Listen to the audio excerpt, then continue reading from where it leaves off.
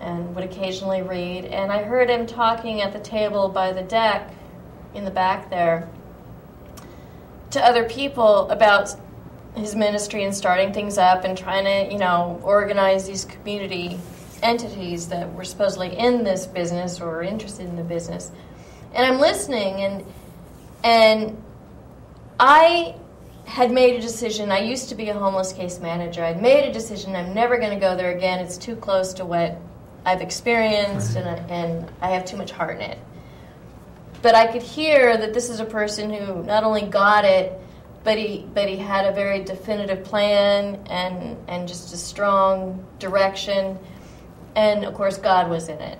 So I'm listening, and I just turn around and say, and volunteer. I'm like, I want to be a part of it, and have been with him ever since. She was really a watchdog. The other thing was she didn't believe anything I said, really. Well, when I first met him, and I've been very honest with him. Right. Yeah, prove it.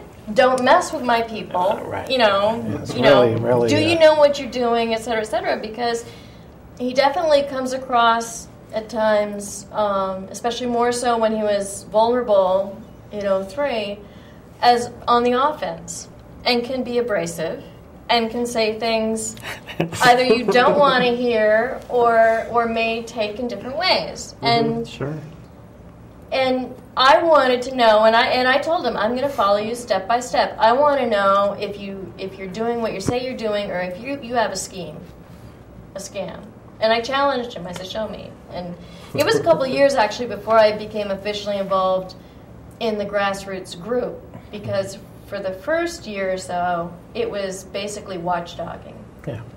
Yeah, you volunteered, though. You did work with the homeless thing, and you volunteered. But it was mostly watchdog. What are you doing? She'd be at the meeting, seeing what's going on.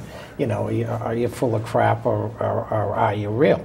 And of course, and my argument was whether I'm full of crap or not, this is about God. This is not my ministry. It's never been my ministry. This is Jesus' ministry. I just happen to be the one that's out front for the work that he wanted me to do. Okay, it is not. It was the last thing. I really didn't want to do any of this. Much like what she says, because I did not need to get involved in this. I was very reluctant of doing this, and still am a reluctant. I call my kids reluctant warriors because I train them right. Well, I'm reluctant with what I do. I know where I am and who I am, and have at a certain point in life. Very comfortable with knowing God and knowing, and you can be a saint in the monasteries. I've been there, and that's it. And I can be non-abrasive, and I don't need to talk to people, and I can play with the animals, and I can pray and all that stuff. However, even there, Father Lewis said that probably isn't the place where I belong, because I am serious activist. I've been in civil rights from in the prisons organizing, and organizing comes a natural thing to me. You build a gang, you build a bigger gang. It's gang. Politicians are nothing but gang leaders, as we're seeing right now, right. As you watch in the papers. They could have went to Chicago and I might have been president. I don't know. So in the last few years now, you've got this organization that's up and built. Mm-hmm. Can you tell us what it's like today? The philosophy behind it, and well, I do all. Okay, what you offer to people. The philosophy, it's a self-determination kind of organization. Okay, we did the hospitality center. We built a board that were all homeless were on that board and had a certain direction that they wanted to go in, and we did that. We were at Mount Moriah. We were at St. Mary's, we were at St. James, where it is now, and they traveled between churches, and the group wanted to get a building, wanted to do this, but the intention was not to stay homeless. You go in there, you get baselined, we figure out what the problem is, and you get a house or you get an apartment, and you're on your way, okay? And I started with quite a few have done that, and then what happened in that was, like any kind of other thing that you build, and I blame it on money. Money gets involved. You get some money because of whatever happens and everything. You start to build this thing. It becomes an institution. People get paid. All of a sudden, it isn't about people getting out, or there's reasons why they can't get out. The initial thing of self-determination is lost when you take the people who were the builders of that, which were homeless people, say 80% of my organization or better are people who are challenged or homeless. If any more than that, forget it. Including me. I've been prisoner, homeless, stuff like that. Okay, it is not about people who want to play in the social service field to tell us what to do. Right. As soon as that happens, okay, I'm out of that, and God has me out of It's this. also not about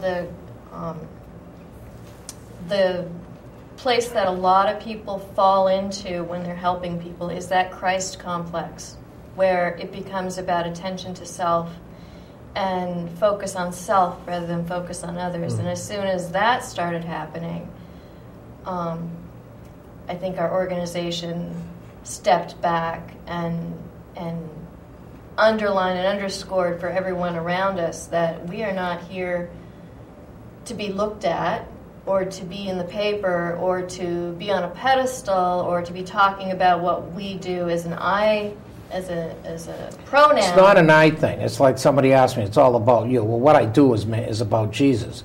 You know, somebody had told me. Now I say, yeah, it's all about me as a joke. When you're doing self-determination, it's the hardest. Yeah, well, it is part of about me, and it's a part about everybody else. But self-determination organizations are built from the ground up. They're not from the top down. The thing with them, that means each individual defines their own program. Now, I might be able to assist you in your program, whatever that is, getting SSI, doing legal stuff, or whatever. However, it's your program. Right. It isn't my program. God happened to put me here, and I might be able to deal with your self-determination ways that you decided where you go, not where I'm going to decide where you're going to go. Just like this is a true example of what I do. Your organization. It's our support group. We're on the credits, which is wonderful. However, an individual, a transgender individual that I knew for several years, was dealing and said, okay, what can I do for you? When we outlined a thing, and she said, you can help me with this, and the other thing. And it happened that those skills, we had this, and the other thing. And then in that, I may have said, well, did you ever think about a support group? And she said, oh, do you know what? We were already talking about that at wherever you folks used to meet. I said, well, but where would we meet? I said, well, we'd meet initially at Home Street. That you could do that. Oh, yeah? And guess what? You folks all came together, and you said, oh, okay. Oh, what do you do, Father? Well, you know, you are on the cutting edge of things, and this society needs to learn that you are people, just like everybody else. You're God's creatures, just like I am. We're all created by the same God. God didn't make mistakes. I disagree. God knows exactly what he's doing, or whoever, the Creator knows whatever. And so as my job is to help you in that spiritual way do what you wanted to do.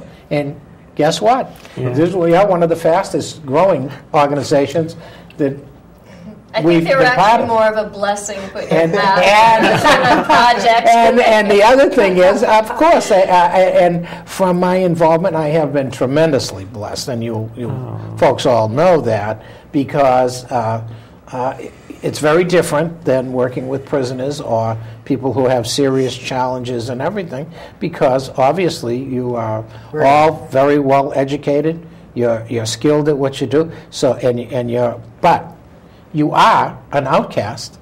Yes. Just like we're in a better situation than a lot of the folks that yes. You have more resources. We have more resources available. Exactly. And we're trying to bring these resources to bear, but we're very new at this. So we're sort of making this up as we go along. Well, that's why.